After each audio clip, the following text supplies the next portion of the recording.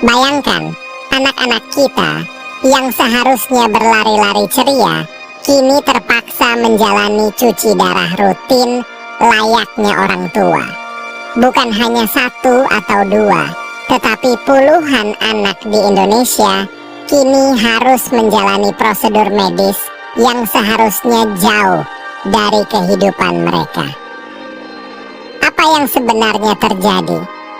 Bagaimana gaya hidup modern kita telah merampas masa kecil mereka yang tak berdosa? Tetap bersama kami, karena fakta-fakta mengejutkan ini akan membuka mata Anda tentang ancaman kesehatan yang menghantui generasi mendatang. Assalamualaikum warahmatullahi wabarakatuh. Sobat channel Kabar Langit, terungkapnya fakta bahwa 60 anak harus menjalani cuci darah rutin di Rumah Sakit Cipto Mangunkusumo pada Kamis 25 Juli 2024 telah memicu keprihatinan publik yang mendalam. Fenomena ini menggambarkan betapa seriusnya masalah kesehatan yang dihadapi oleh anak-anak Indonesia saat ini. Cuci darah, sebuah prosedur yang biasanya dijalani oleh orang dewasa, bahkan lanjut usia, kini harus dihadapi oleh anak-anak yang seharusnya menikmati masa kecil mereka dengan penuh keceriaan. Fenomena ini seperti membunyikan alarm keras mengenai ancaman kesehatan bagi generasi muda. Di RSCM, anak-anak ini tidak hanya berasal dari Jakarta, tetapi juga dari berbagai daerah di luar Jawa, yang menunjukkan bahwa masalah ini bersifat nasional.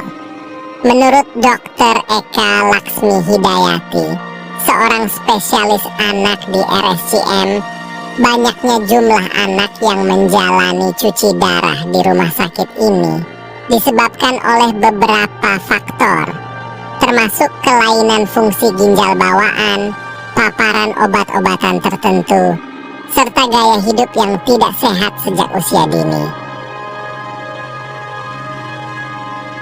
Penyebab gangguan ginjal pada anak-anak bisa sangat beragam. Selain kelainan bawaan dan paparan obat-obatan, gaya hidup modern yang semakin tidak sehat menjadi faktor yang semakin dominan.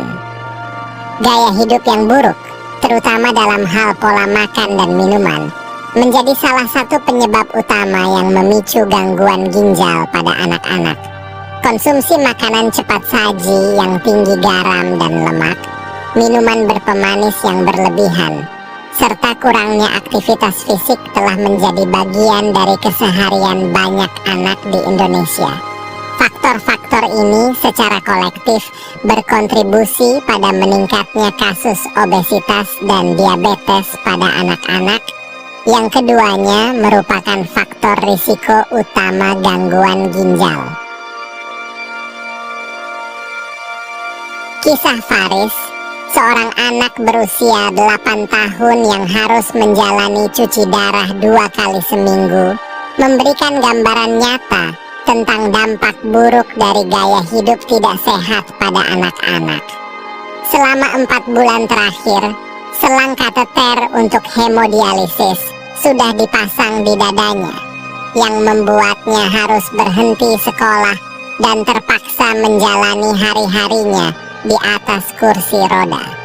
Faris, yang dulunya aktif dan penuh energi, kini tidak mampu lagi berlari-lari seperti anak-anak seusianya karena mudah merasa lelah. Ibunya mengakui bahwa gangguan ginjal yang dialami Faris turut diperparah oleh pola makan yang kurang baik dengan konsumsi minuman berpemanis sebagai salah satu penyebab utamanya. Minuman berpemanis memang menjadi salah satu tersangka utama penyebab gangguan ginjal pada anak-anak. Makanan dan minuman semacam ini sangat disukai oleh anak-anak, dan sayangnya Orang tua seringkali abai untuk mengingatkan anak-anak mereka agar membatasi konsumsinya. Iklan minuman berpemanis dalam kemasan yang membombardir setiap hari juga turut memperparah masalah ini, membuat gula menjadi semacam candu yang sulit dihindari oleh anak-anak. Menurut anjuran Kementerian Kesehatan, batas konsumsi gula harian yang aman adalah 10% dari total energi, yaitu sekitar 4 sendok makan atau 50 gram gula per hari. Namun, kenyataan di lapangan menunjukkan bahwa banyak anak yang melebihi batas ini, yang akhirnya berdampak buruk pada kesehatan mereka. Sebagai perbandingan, Kementerian Kesehatan menyebutkan bahwa minuman soda memiliki kandungan gula sebanyak 27 gram, setara dengan 1,8 sendok makan, sedangkan teh kemasan mengandung sekitar 20 gram gula, setara dengan 1,3 sendok makan. Minuman-minuman ini seringkali dikonsumsi oleh anak-anak tanpa pengawasan, yang berujung pada meningkatnya risiko gangguan ginjal di usia muda. Data dari Center for Indonesia Strategic Development menunjukkan bahwa masyarakat Indonesia mengonsumsi minuman berpemanis dalam kemasan setidaknya 1 hingga 6 kali per minggu. Kurangnya pemahaman tentang batas aman konsumsi gula ditambah dengan maraknya paparan iklan minuman berpemanis dikhawatirkan membuat konsumsi gula tidak terkontrol dan berdampak pada kesehatan anak-anak. Namun, gangguan ginjal bukanlah satu-satunya dampak dari gaya hidup yang tidak sehat ini. Anak-anak yang menderita gangguan ginjal juga berisiko mengalami komplikasi kesehatan lainnya, seperti hipertensi, anemia, dan gangguan pertumbuhan. Selain itu, kualitas hidup mereka sangat terpengaruh. Mereka mungkin tidak dapat berpartisipasi dalam aktivitas fisik yang normal untuk anak seusia mereka, yang pada gilirannya dapat mempengaruhi perkembangan sosial dan emosional mereka. Kondisi ini juga membawa dampak psikologis yang mendalam, baik bagi anak yang bersangkutan maupun keluarganya. Kembali ke kasus anak-anak di RSCM, Ketua Pengurus Pusat Ikatan Dokter Anak Indonesia, IDAI, Dr. Piprim Basarah Yanuarso, memberikan beberapa tips untuk mengurangi risiko gangguan ginjal pada anak-anak. Salah satu anjurannya adalah membiasakan anak-anak minum air putih, bukan minuman manis yang mengandung gula ataupun pemanis buatan, seperti high fructose corn syrup yang banyak terdapat dalam minuman-minuman kemasan. Minuman-minuman seperti ini mudah ditemukan di minimarket, bahkan di warung-warung pinggir jalan dan depan sekolah, yang membuat anak-anak dengan mudah mengaksesnya. Selain membatasi konsumsi gula, penting juga untuk mengajarkan anak-anak tentang pentingnya olahraga dan aktivitas fisik. Olahraga secara teratur tidak hanya membantu menjaga berat badan yang sehat, tetapi juga meningkatkan fungsi ginjal dan kesehatan jantung. Sekolah dan komunitas juga bisa berperan dalam mempromosikan gaya hidup sehat melalui program-program edukasi dan kampanye kesehatan yang berfokus pada anak-anak dan keluarga mereka. Di sisi lain, peran industri makanan dan minuman juga tidak bisa diabaikan.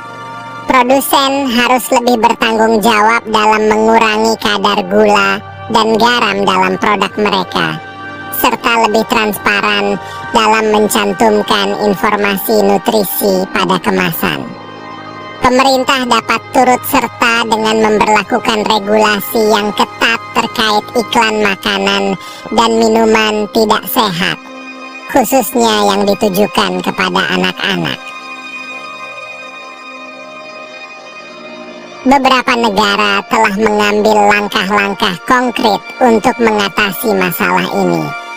Sebagai contoh, di Meksiko, pemerintah telah memberlakukan pajak terhadap minuman berpemanis untuk mengurangi konsumsi gula di kalangan anak-anak.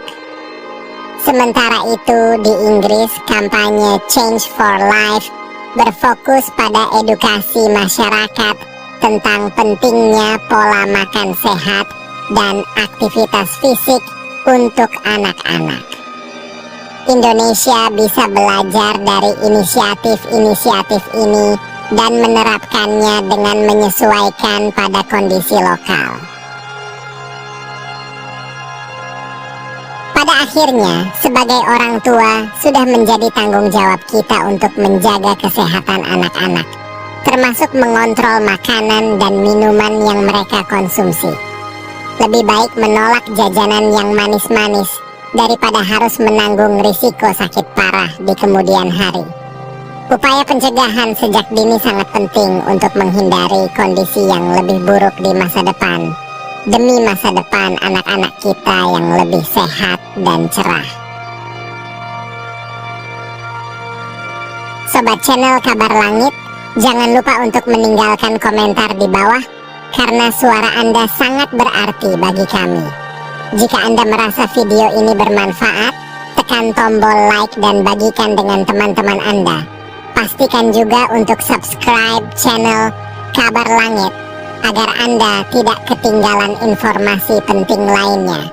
Terima kasih telah menonton, dan sampai jumpa di video selanjutnya. Wassalamualaikum warahmatullahi wabarakatuh.